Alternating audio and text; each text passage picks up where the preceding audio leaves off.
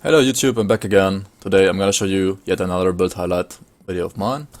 So yeah, I hope you enjoyed this one as well, even though it's probably not the strongest I've done so far. Like it's a little bit squishy, but nevertheless, here you go. This time I'm gonna show you my latest build that I did before I went on to vacation. So this is a Flames of Ignifier slash Mage Slayer slash double Flame Strive Mage Hunter. Yeah, we're gonna talk about the gear later, and as always, we will check out the skill allocation first. So we are Arcanist and Inquisitor, a Mage Hunter, and our main ability is are the Flames of Ignifier. So we try to max out everything here in this line that gives us more damage, basically. Endless Flame. We have like 1 point on this because we don't really care that much about skill energy cost or the fumble. I mean, like 1%, 1 point for 20% fumble is pretty good, but after that it's like 1 point for 1%, which isn't like that big of a deal. And also the burn and electrocute damage with increased duration. We don't really care that much about it because we're like spamming this anyway, so we care more about the flat damage than about the damage over time. Then, as with every channeling Inquisitor, you are pretty much obliged to use Inquisitor's Seal. So yeah, we have this on hard cap, or like 15 out of 12, the highest we can take it right now with this setup. And then Arcane Empowerment at 3 out of 12, just a 1-pointer just for like some additional damage, crit damage, all damage, Fire Retaliation, which is like whatever. And Aura of Sanger, we have this at 16 out of 12. I mean, our exclusive gives us elemental resistance reduction and also reduction to enemies' damage, which is pretty nice as well. Then we have the Reward of Renewal, which is our, well, heal slash buff, which heals us by 90% and 1090 HP. And also makes us take less damage from Chthonians and Eldritch, while also providing us with 151 DA and 16% movement speed. Bigger, we try to max this out to, well, get as much flat HP as possible. The build is pretty squishy, as you can see on the HP as well. Save Resolve is just a 1-pointer just to get that like bonus damage to Chthonics and Eldritch in, as well as the 11% Aether and Chaos resistance. We have a 1 point in Stormbox just to proc Eldritch Fire, Celestial Power. I mean, Stormbox is pretty good with skill overall, but in this case we don't have more points than 1 to spare for this ability, but it's very nice to proc stuff. And 12 out of 12 Deadly Aim. This is, well, the offensive proc for Inquisitor, which should probably pretty much be always soft capped at least. I mean, yeah, soft cap is fine, you don't need to overcap it. About the Arcanist side of things, we have the Iskandros Elemental Exchange, 1 point here. We have Overload at a soft cap now. This got buffed and has like offensive ability on it, flat offensive ability. If you have like more points to spare, you can push this even higher, like to 14 is I think the max on this one. At least with the setup I have right now. But yeah, it's pretty good now. Soft cap is a little bit more value per point though than like the overcapped capping points. So yeah, keeping this at 12 out of 12 here. Same goes for Elemental Balance. This gives us like more crit damage and more burn, frost burn. I mean, we don't really care about anything except for the crit damage and the burn damage here. So yeah, that's still pretty nice. Soft cap as well is like the best value for this one. Mirror is just 1-pointer. I mean, it's always nice to soft cap this to like reduce the cooldown by a large margin, but in this case we don't really have the points for that. Pretty point starved overall, to be honest. Maven Sphere, 14 out of 12, as high as we can get this. It's, I mean, just damage absorption, the damage penalty got removed, so yeah, Maven's got buffed on like the latest patch 1.1.4, I believe. And well, conversion at 6 out of 10. 6 out of 10 is kind of a sweet spot because like every point up to 6 gives you at least 3%. CC resistance, and every point after that like 2% up to 9, and after that only 1%, I believe. So yeah, having this at 6 out of 10 or 9 out of 10 is like pretty nice. Choose 6 out of 10 here because we're kind of point starved. Or Express Flash Freeze, like this is the secondary ability that is supported by our Mage Slayer set. So that's why you have this as a soft cap. Soft cap makes the most sense here because like the hard cap points that really give you not really anything, like you don't care about the damage that much. Overcap points gives you way less resistance reduction and also like way less duration or radius than the points before that. So yeah, soft cap it is. Not worth to put more points on that. I've put 1 point at absolute 0 now, and I'm not really sure if it's worth it or not right now. Mostly for like the slow on enemies, because I believe, I mean, this only applies to enemies also that got frozen at least once or like for a short duration, right? But Mage Slayer set makes all extras freeze enemies that otherwise would not be frozen, right? But some of those also only get like frozen for like maybe 0.5 or like 0.2 seconds, right? But even if they only get frozen for that short time, this should still apply then, right? So they, even though they only got frozen for like 0.2 seconds, they will be slowed by 5 seconds at least. So, I don't know. That's a little bit handy, I believe. I'm not sure. Maybe it's not worth the point. But in this case, it might be. Like, otherwise, absolute 0 is just absolute useless. But yeah, might be decent in this case. Anyways, moving on to inner focus. This is now always a soft cap because, like, you will probably never overcap this anymore. Like, there were times when you could overcap those to get, like, more offensive ability or spirit.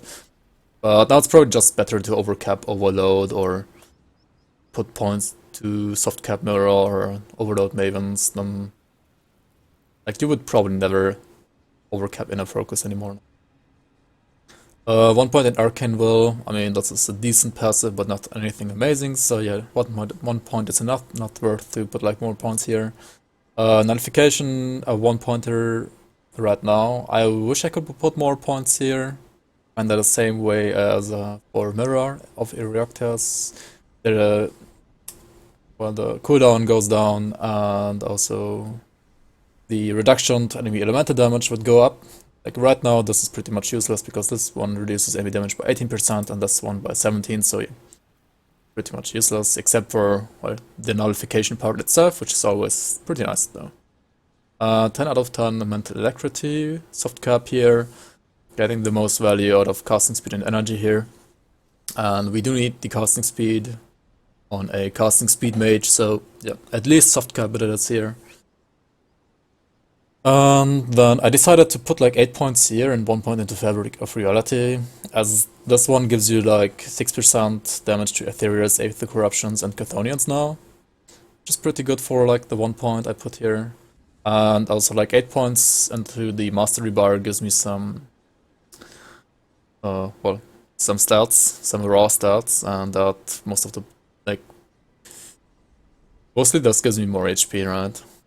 Or like the HP that I gain, even though Arcanus doesn't really give you that much, but it's something, and the build kind of struggles with HP, so yeah, I try to get HP wherever I can, basically.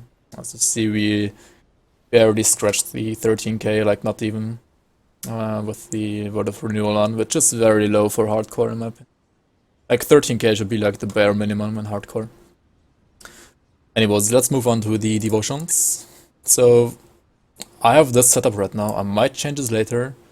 But since we're a Mage Hunter, I really like the Phoenix with Mage Hunters because you have like double absorption, seal, and Mavens. And the more flat absorption you have, right, the better it is. So we stack seal and Phoenix together. Have even more absorption. So Phoenix is pretty nice because of that. Bard's Harp goes pretty well with Phoenix, also solves any energy issues there might be with a Channeling Skull, so it's pretty nice as well. Thing though is like Harp and Phoenix, they are kind of fine-ish together with Torch, but they're even better together with Ultas. I might be trying to do like a Blind Sage version of this as well. But right now I think this is better, and like Phoenix and Harp, they don't work that well with Sage, I believe. I might change that around later, but for now I think this one is pretty nice. As we have the Watcher as well. This would be like very hard to have with the Sage. Like the Watcher is so far up here, 10 blues. So yeah, we have Harp, tier 2s, we have Harp, Watcher, Magi, and Phoenix, and Round's Crown. These are like standard for fire, and also Witchblade, like Witchblade, Magi, Round's Crown. Like standard for fire, I would say, and then you have like Watcher, which is super good in hardcore. Of Bard's Harp, which is pretty good overall and like super good with channeling skills. And Phoenix, which is like super good with Inquisitors, and especially for Mage Hunters, in my opinion. And what Ultos just happens to be like the tier 3 we have here, even though that's not a fire devotion, which kinda sucks. It does reduce enemy like percent elemental resistances, which is fine. Also, I have some conversion from fire, from cold and lightning to fire. So this will deal like a tiny amount of fire damage as well. But yeah, it's mostly because like the tier 2 devotions don't really make it that easy to take anything else other than Ultos as a tier 3 in my opinion, so that's why I stuck with that. Also, we have a lot of weapon damage with the Flames of Ingafar, right? And we don't really have any other type of sustain, so we have like no lifesteal on the skulls, so we need to lifesteal via the weapon damage, so yeah, Ghoul is like a pretty decent fit in my opinion. Also a nice defensive circuit breaker. Other tier 1s are Quill, Jackal, and the Sailor's Guide, which are like overall solid as well.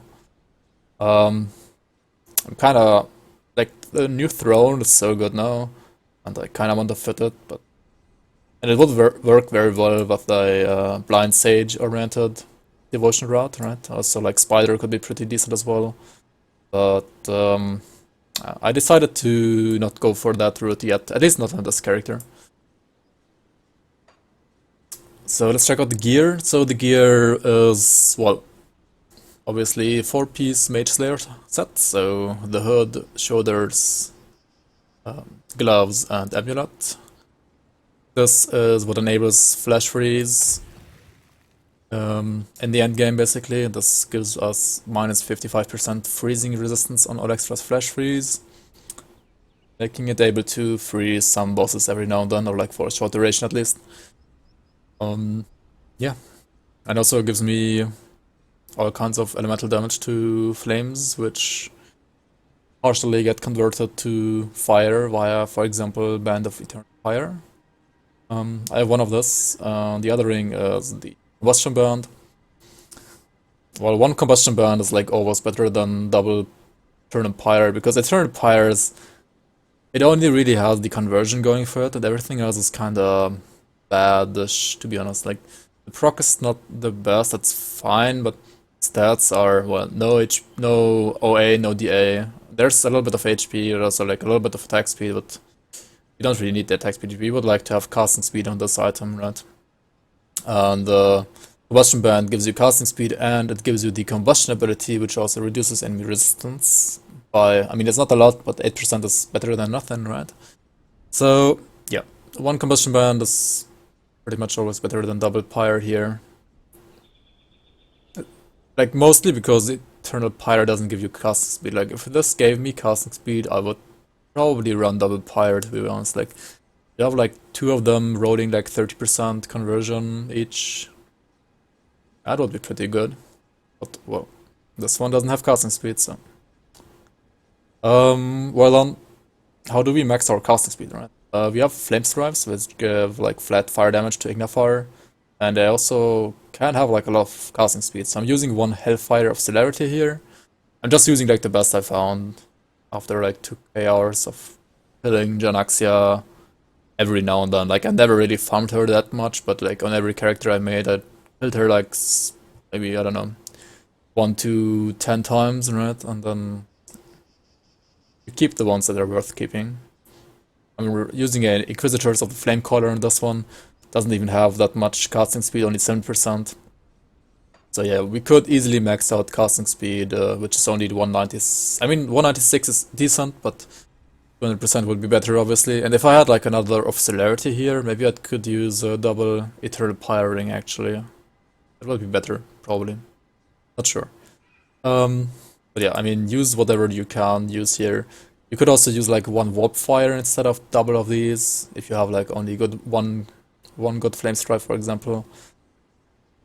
Yeah. I haven't really tested warpfire. Maybe it's actually even better than say this one. But yeah, warpfire should be easier to get at least than like Hellfire of Celerity, for example, probably. Feel free to use a warpfire or like one warpfire at least here. So also there's like not really a good offhand for Ignafar, at least not for fire Ignafar. So yeah, we're using double flame strife and using the Kovacs brand for that to enable dual wielding as a mage hunter. For chest, well, the best caster chest is still for elemental and aether casters. It's still the Fate Weaver's Raiment, as long as you have the slot open at least. Yeah, this gives you a ton of resistances, 8% fizz res in this one. And as you can see, like a bunch of resistances to pretty much all kinds of resistances that there are in the game. Rune Plates of Ignafar are there to like help out maxing out Flames of Ignafar and give you like +2 Endless Flame as well. Also 4% physical resistance, which is not that bad on this one. That's the pants didn't. I mean, if the pants didn't have physical resistance, I would probably switch them out to something else. The boots are like really interesting now. They buffed like a bunch of bad boots, right? And Worm Scale foot guards were pretty bad before, or like only usable among maybe one Storm Totem Indicator, right? But now they're pretty good for like a bunch of builds using Aura of Censure. And yeah, I mean, they gave you 57% stun reduction, basically solving my stun resistance. Use this, and then I believe something for potions as well on top, right? I don't quite remember right now. But yeah, they're pretty good now. +2 Aura of Censure gives you like 1% more reduction to enemy damage, basically, and a little bit more, like 2% more resistance reduction as well. I had Storm Titan threads before in this slot. Storm Titan gives you like almost 1k more HP. So these were a downgrade in terms of HP, but they give you like a little bit more OA, more DA, more stun reduction than Storm Titans even. And a lot more Petrify duration, resistance, and well, the +2 Aura of Censure, so I think they're pretty good now. For the belt I chose Phantom Thread Girdle, mostly for the offensive ability. This one has 157 on it. That's a pretty high roll. But yeah, they're pretty fine for like Arcanist elemental casters, I would say. This belt is pretty fine for that. For the Relic, I'm using Ignafar's Combustion still, which is still pretty good. I got a little bit lucky here, getting +1 Inquisitor Seed on the completion bonus, and +1 Word of Renewal as well. Otherwise, these would be at 14 out of 12.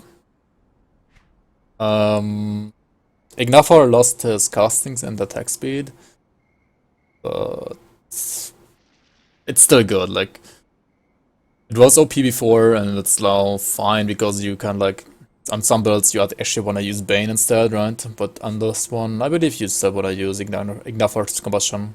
Like, Combustion is still so good, like 10% elemental resistance reduction is pretty good. But yeah, without the nerf, I would have had 200% casting speed on this. Now I don't have that anymore. Oh well. For components, I'm using Double Seed of Might in my weapons to help out fix the resistances, and for the most part get at least decent physical resistance. 25% is, well, still not really good, but it's at least something, right? Double Blood Crystal for the rings, for, well, I mean, I don't really need it for the bleeding resistance, to be honest, but more for the DA and armor. You could choose something else here, actually. Like, you could go for Runebound to Pulses if you really want to. Prismatic Diamond on the hull. 4% HP, elemental damage, 15% vitality resistance, and most importantly, the active, which, well, activates once you drop below 50%. Gives you even more absorption, scales very well with Seal and Phoenix together. and gives you 10% more damage and 10% more total speed. Well, another nice circuit breaker. Most of the time will probably proc together with Ghoul or like a little bit earlier even. Yeah, that's pretty nice to have. Seal of Annihilation on this one. That's like, I don't know, I use this on every build except for pet builds probably, so it's very good. Yeah, Sacred Plating on this one, like for sure, is probably the best one on almost any build that needs like Vitality. I mean, I don't need any Aether resistance on this. Like Mage Hunter is so overloaded with Aether resistance now. You get so much for free from Steel Resolve and Overload. And on top of that, Mage Slayer set gives you 20% Aether resistance on a 2-piece, which in my opinion should get changed. Like it's yeah, we don't need that much Aether resistance. Like please change this. Maybe Vitality, for example, that would be nice. Yeah, Restless remains here to get more lifesteal and 10% casting speed, much needed. Like it's, you can't use anything else here for component. Leather here is here. You could use like something for armor absorption here instead of this leather. Armor absorption is only at 78%, which is very bad. But then again, armor is only at 1.6 anyways. Like it's terrible anyways. Like, is it really gonna be worth it? I don't know. I think like in this case, I decided to go for the poison overcap and to get a little bit more DA instead. But yeah, feel free to use Scaled Hide here instead of this to get up your armor rating to like 92% at least, I believe. Sanctified Bone in the chest, well, overall very good, mostly for the Vitality resistance and Chaos resistance here, and also gives me 12% more damage to Undead and Chthonics. Yeah, still super good component, and very cheap as well. You don't have to craft it, you just find it, and you will have a lot of them. It's hard here in the metal, mostly for the crit OA and Veterans. Like, as I said, we don't need the Aether resistance. Yeah, that's about it, right? So, stay tuned to see the build in action. Yeah, let's swing the build a little bit on the bog here. As, well, as with all builds, right? I mean, every build has to farm Ugdenblooms at least. It's the most important resource in this game.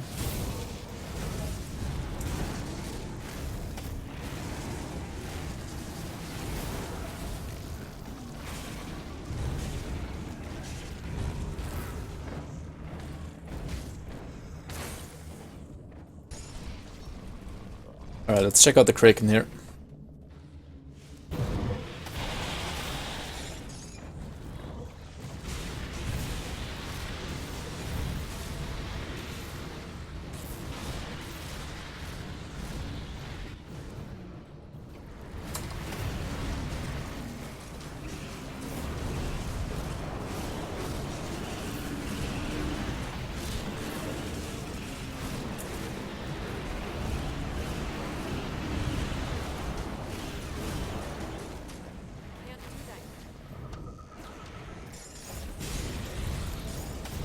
Alright, you just gotta be careful that you don't place your Inquisitor seat on top of him, because then it will be like over here and you won't be able to stand on it. Try to cast the seal in front of him and find him. And yeah, we had our Prismatic Rage proc there as well, actually, which it's not that nice, but I mean, that's what it's for, right? It's there to save my ass.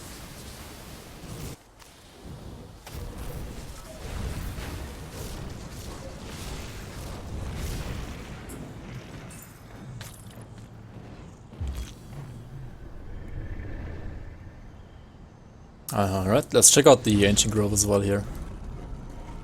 Would be doable.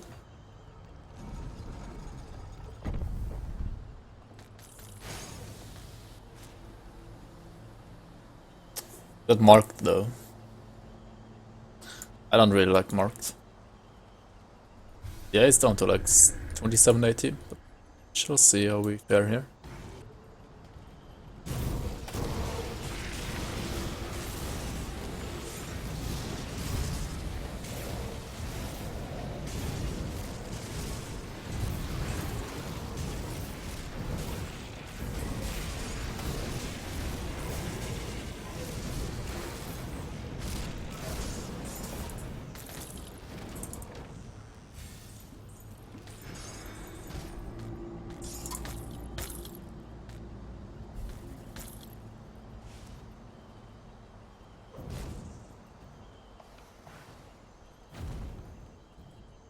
Always check out this guy, buy his better shells and ancient armor plates and frozen hearts.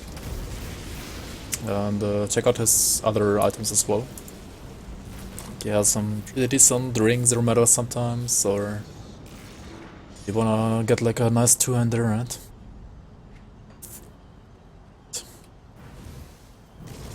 You can even sell blueprints.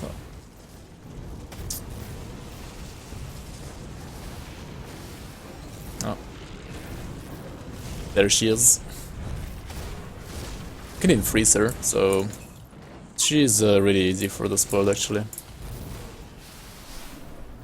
Alright, check out this guy. Aether Snake.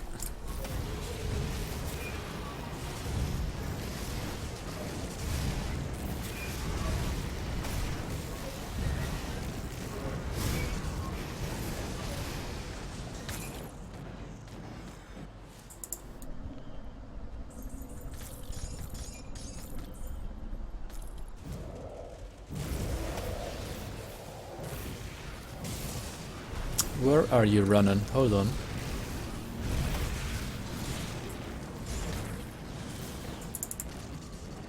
I mean, there's a huge discrepancy in fighting enemies that you can't freeze and those that you cannot. Like, fighting those that you can't freeze, it's so easy, right?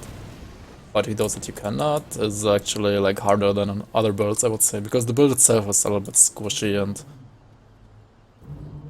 doesn't have that much damage compared to some others. And like the main problem though that I've noticed is the lifesteal, right? Like we only lifesteal via the kinda low % weapon damage, right? And that really is not enough compared to other builds. Also I've tried and done successfully shard 50 to 51 in Shatter Run, but yeah, like higher than that I wouldn't go. Like I wouldn't dare to go higher than that because like 52-51 was like very scary every now and then as well. Mostly because the build doesn't have enough sustain. Like brought down and you have like all your defensive abilities on cooldown and also no pot up, then you're kinda, you can't lifesteal that easily unless you have Ghoul active. Like if you have Ghoul then it's fine, but you don't want to depend that much on Ghoul, right?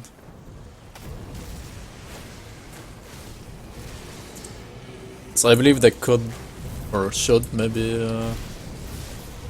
give the set some more lifesteal towards Ignafar, that would be nice.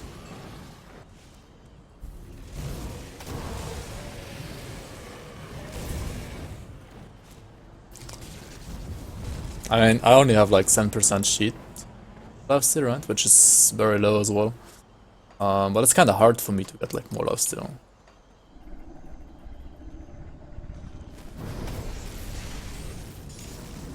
Like maybe if I can include the Revenant in my devotions, then it will be okay. But I haven't found a way yet. If you guys can.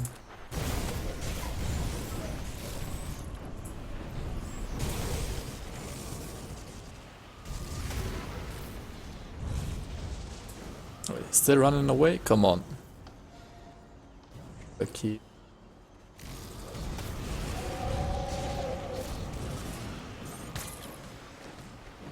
Scorched Ends, that's pretty good, but Vigorous is like trash, right?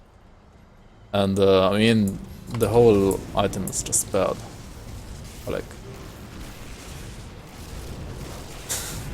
not good enough. It's only good for meme builds.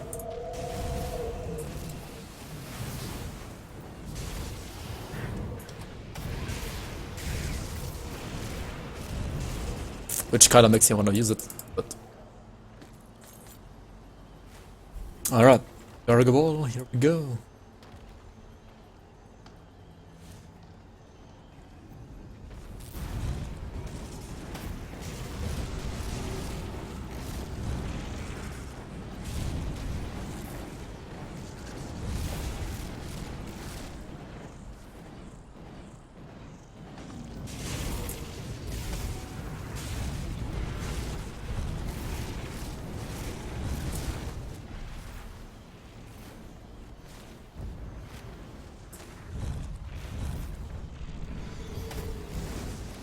can actually freeze them, which is pretty nice. So, but like, you gotta be a little bit careful here.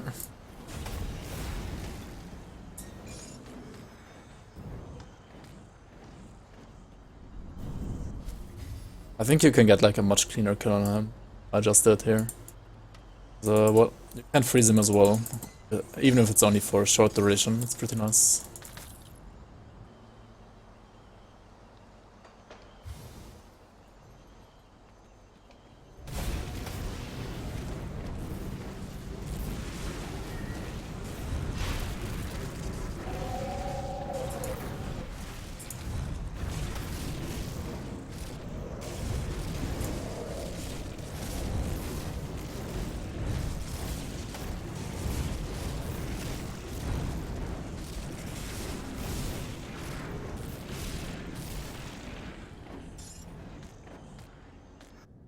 Alright, as always, all of my birds should be able to kill Lokarr. Let's see if this one can as well. And whenever you enter this area, check out your freeze resistance. And if it's like below 70%, I think, so you should use a Hoarfrost ointment here. 73% should be fine though.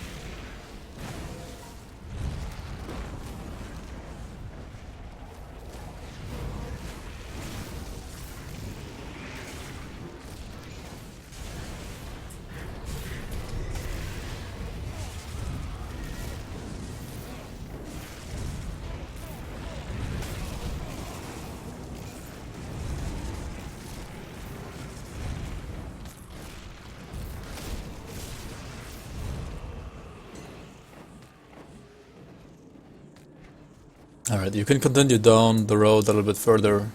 Wanna farm the Dark One set. I'm not gonna do that this time.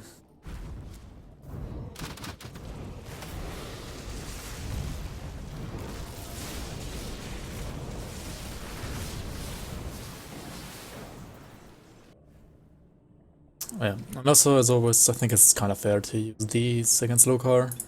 This is hardcore after all. Just the cheap royal jellies here. And also, I mean, do we need those? Not ready to be honest.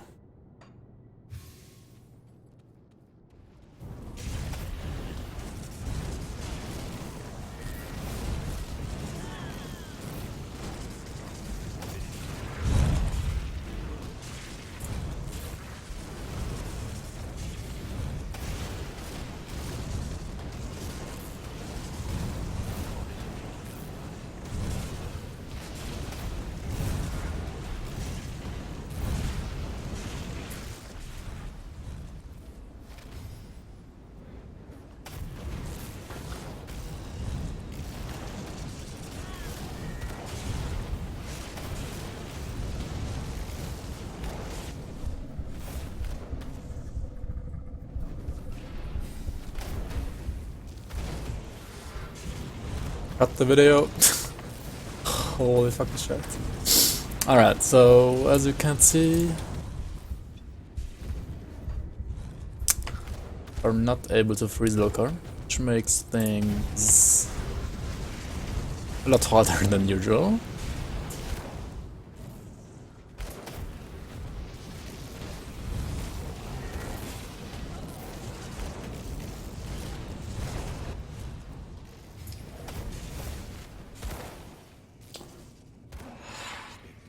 Well, okay. No shit. I just lost my character almost there. Well, so much for this highlight video. I will see you on the next one. And yeah, hopefully the next build will be a little bit better against Lokarr. I would not advise you to take on Lokarr with this character. Like, even his R50 to 51 was a little bit easier than this, to be honest. Like, I did play a little bit there. Shouldn't get yourself hit down that hard. I mean, I did use my caster a little bit too late as well. But, I mean, yeah, you can notice the lifesteal not working out that well as it should. That's the build is still a fun build, and I was actually like, I mean, damage. If you take a look at the target dummy, the damage should be there, right? But I mean, you can't freeze the dummy, right? At least I believe so. So yeah, against unfreezable targets, the kill time is not that great.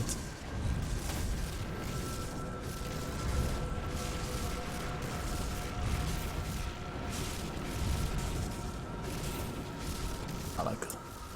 24 seconds on this one. I had like down to 21 seconds on target dummy kills.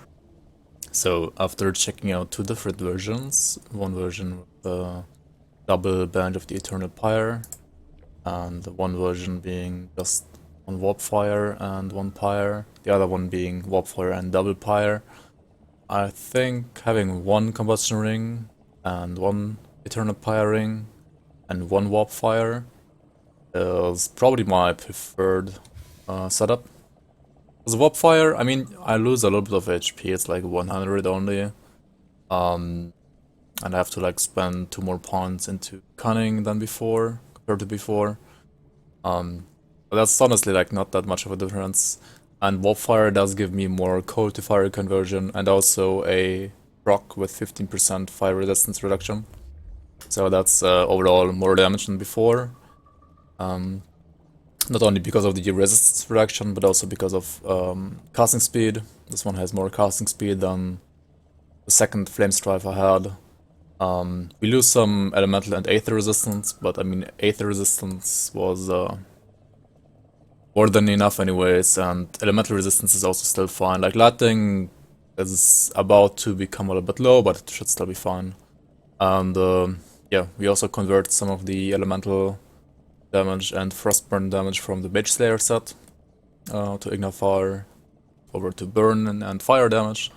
So yeah, overall I like the setup a little bit more, and it's probably also easier to get. Like, you just have like a full purpose setup, and then I mean, you can use one flame strife, whichever you find, or maybe use an offhand together with the warpfire, and then you can already play this build. So yeah, this is just like a small addition for you guys. I'm gonna put all different versions, like all different Grim Tools links for you down below. And also check out my other videos if you would like to. Feel free to comment, like, dislike this video. Tell me what you think about this build. Tell me if you've made like a different build that's also using Flames Ignifire that has been more successful than this one, because this one is, well, it's barely there, but I wouldn't call it like really good, you know. It's okay, it's a decent build, it's a fun build, and you can clear most, like, it's good enough for main campaign content, but it's a little bit too squishy and too, like, it doesn't have enough sustain for like pushing Shattered Realm or Crucible that high. Probably. I haven't tried Crucible, like Crucible should maybe be a little bit more doable. In softcore, you can probably do 150 to 170 as well on this character. I don't know how fast exactly, that's not really what I wanna do, or what I would like to find out. You guys are more the Crucible people, then feel free to stash yourself this character real quick and try it out in Crucible, or like farm it in a legit way, whichever you prefer. But yeah, thank you so much for watching, and see you guys on the next one.